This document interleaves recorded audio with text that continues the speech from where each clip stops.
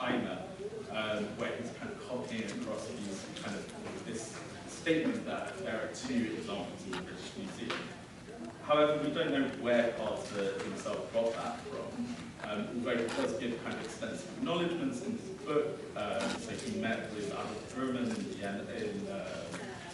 Vienna, who inspired, he says, inspired my chapter on Arabic block printing, and he read a draft. He also met with Bernard Moritz, who was the director of the Bibliothèque Médiévale in Cairo. But he also met British Orientalists who could have known about this and passed this knowledge along to him. But quite crucially, he also met with employees of the British Museum who were working in the East Asian collections who know this as well. So Lawrence Binion, Language Isles, and Arthur Wade. So then in 2006, Karl Schaffer is kind of revisiting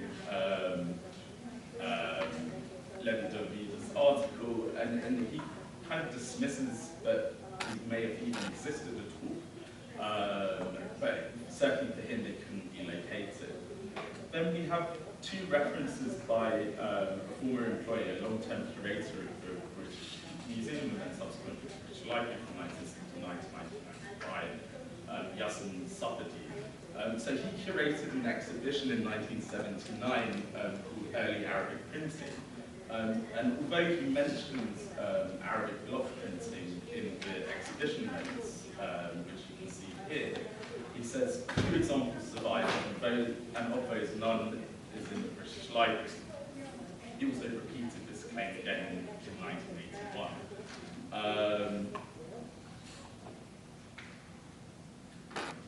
So all of the people I've mentioned seem to have missed this entry in a catalogue by Alexander George Ellis, who worked at the British Museum between 1883 and 1909. And the first volume of the catalogue in which this entry appears was published in 1894. So it mentions an amulet and Kufic character printed from Woodblock. And this entry is important, not only because it confirms that the British Museum did presumably have such an Arabic block print, but also secondly, it's important because it's contemporaneous with Karabatchev's publication of the Vienna block prints as well, which I think is quite important in sort of making that sort of alignment with the dates. So this raises several questions. Why were these essentially ignored? Have they actually indeed become lost, as have examples in Heidelberg and Vienna and in Pennsylvania? So the Pennsylvania example that Giorgio Bellavita was writing about in 1944 is either presumed lost or stolen. So I set about kind of looking for it when I kind of saw this entry in the catalogue when I started my job in 2015. It looks important, so I wanted to find it. So I looked on the shelves and I could only find these kind of guard books, which kind of compiled largely 19th and early 20th century ephemera on single sheets. Additionally, the shelf market changed over the years and it had become OP219.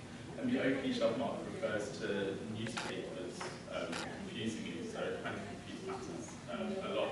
But the volume that included block print from what the catalogue said wasn't to be found anywhere.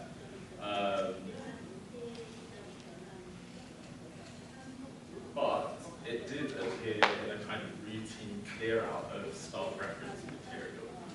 So we found the volume, so the block print is here, so it measures about 29 centimeters in length and 5 centimeters across, and you can see it's kind of split into distinct sections. Quite notable, there's this human-like illustration, which is quite reminiscent of some illustrations of Coptic amulets. And there's this linear Greek text which seems to kind of have some Coptic letters interspersed.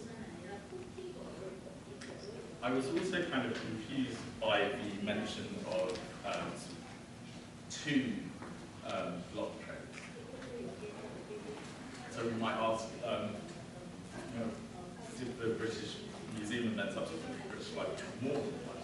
Then serendipitous discovery in the storage of the British Library revealed this box of Arabic fragments. So there were different papyri, paper fragments put into these envelopes according to their provenance. And inside, I found sort of housings, old housings, so kind of pasted to a board with a kind of glass window attached by tape. Over it, two fragments of Arabic block prints. And so the one on the left, the fragment on the left, measures 9.3 centimeters in length by 4.5 centimeters, and the one on the right measures 11.3 by 6.5 centimeters. And you can see that there's text on them, they're not kind of complete as the other example was. So how did the British Museum acquire them? How did they come into the collection? So the two fragments which we saw before, so on the white strips that attached the glass to the board, there were notes. So it had a presumed date, 10th century, and it had it indicated that it had been purchased, it had come into the collection in 1903 from Johnson Merch.